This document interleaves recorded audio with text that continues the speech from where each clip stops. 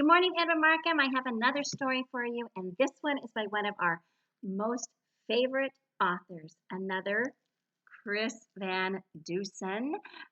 This is Randy Riley's Really Big Hit. And this book has to deal with, let's see, well, what would baseball and outer space and robots all have in common? Well, it all comes together in this book right here, Randy Riley's Really Big Hit. So if you like baseball, which we all do, if you like robots, which we do, if you like outer space, which is so fun and cool, you're going to like this book. And if you like Chris Van Dusen and his illustrations, you're going to love this book. So as I read you the story, look at the illustrations. I'll try to show them to you really well because you might recognize some illustrations that are in some of the other Chris Van Dusen books. Okay, here we go. So here we go. Here's Randy Riley. Randy Riley stood at bat. He gazed out at the mound. His knees began to tremble and his heart began to pound. Then Randy started thinking about the pitcher's throw. He wondered, without gravity, how far would that ball go? And as he stood there pondering, strike three went whizzing by. You're out, he heard the umpire call. Then he walked off with a sigh. So what's he thinking about? He's up at bat, but does he have his mind on the ball? No, he's kind of thinking about science and the gravity, right? So he missed the pitch. See, Randy was a genius. He just couldn't hit the ball. He struck out every time at bat. He wasn't good at all. But something beyond baseball brought a smile to Randy's face. When Randy Riley, what he really loved was stuff from outer space. He studied all the planets. He memorized their tilt. He researched how the thrusters on the rocket ships were built. He knew the constellations and the light years to the stars. And wouldn't it be great, he thought, to ride a bike on Mars? So that's like Mars, and there's Randy Riley riding his bicycle on Mars. He loves outer space. When Randy Riley got back home, he went up to his room. He knew he stuck his baseball. He knew he stunk at baseball, and it filled his heart with gloom. So he took his favorite robots from the shelf above his bed, and he staged a game of baseball with his robot team instead. So he took his robots, which he loves, and he kind of started playing baseball with his robots. So they would have a baseball game. So there they are in his room playing baseball. And here he is. He's got his astronaut helmet on. That night before he went to sleep, Randy scanned the sky.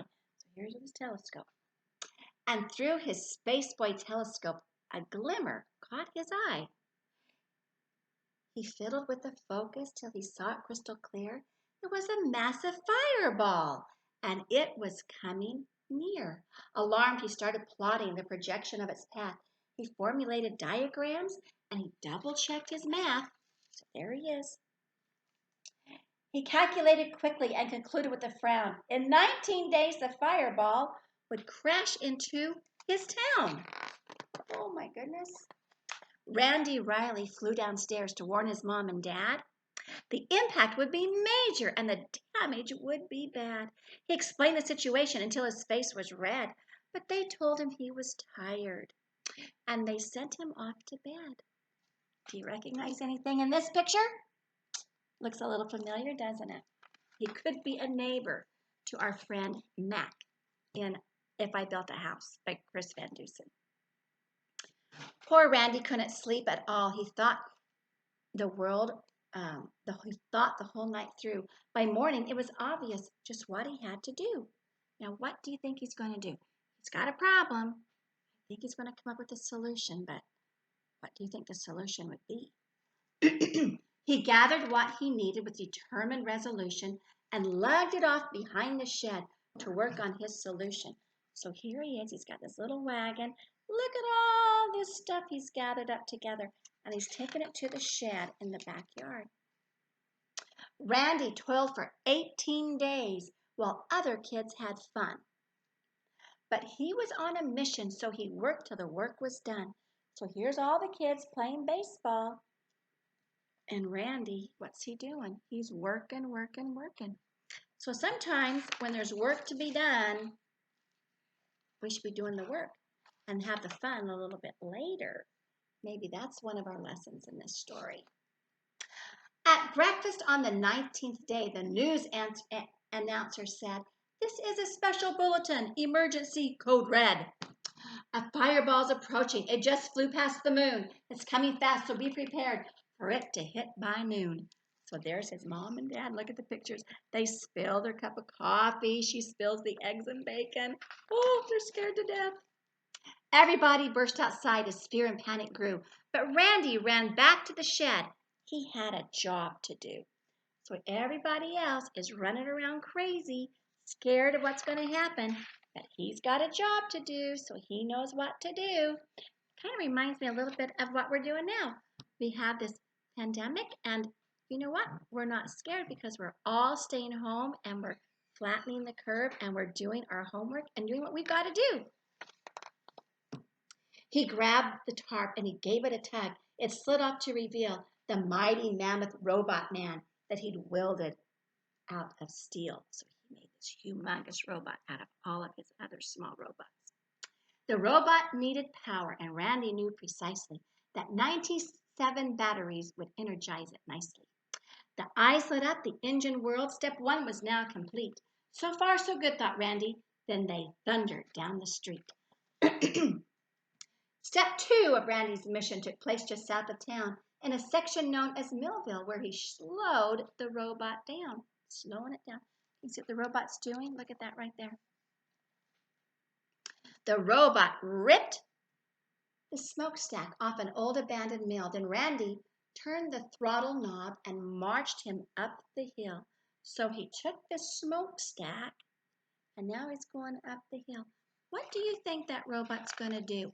What's going to happen next? What's Randy's plan? I don't know. Back in town, the people were as frightened as could be, but Randy knew the time had come for the critical step 3. The robot burst through the trees, stepped up and took a stance, while everyone fell silent as if frozen in a trance. Here's the fireball. Randy's eye was on the ball. No room for error now. 3, 2, 1, and flip the switch, and swoosh, and then kapow! So he used it as a bat, didn't he? A blinding flash, a booming crash. He knew what he had done. Randy Riley had a hit, his very first home run. The fireball sailed out of sight. A rousing cheer began. Hooray for Randy Riley and his giant metal man. And as the crowd went crazy, Randy stood there with a grin and mumbled, "How predictable. A fastball. Low and in." When things returned to normal after Randy saved the day, he went back to the baseball field to join his friends and play. And though he swings in earnest, he rarely hits the ball. But that's okay because Randy's had the biggest hit of all. Now, look at what Randy's doing right here. He's swinging that bat, and do you see what his eyes are doing? His eyes are closed. Isn't that funny? So why does he never get to hit that ball? Because he keeps his eyes closed every time he swings the bat. But the one time that he had the biggest hit of all, his big home run with the robot, he had his eyes wide open. He was watching the ball. So there's some fun things that you learn about that one. Chris Van Dusen, Randy Riley's big hit. So I just think Chris Van Dusen, he's the author who just keeps on giving. And do you know, Chris Van Dusen, if you go onto YouTube, you can see Chris Van Dusen, the author himself, reading his books to you. And I would really advise you to do that. Go on and look for Chris Van Dusen and all the wonderful books that we have read this year in the library by this author. He actually is reading those. How fun would that be? Okay, see you next time. Bye-bye.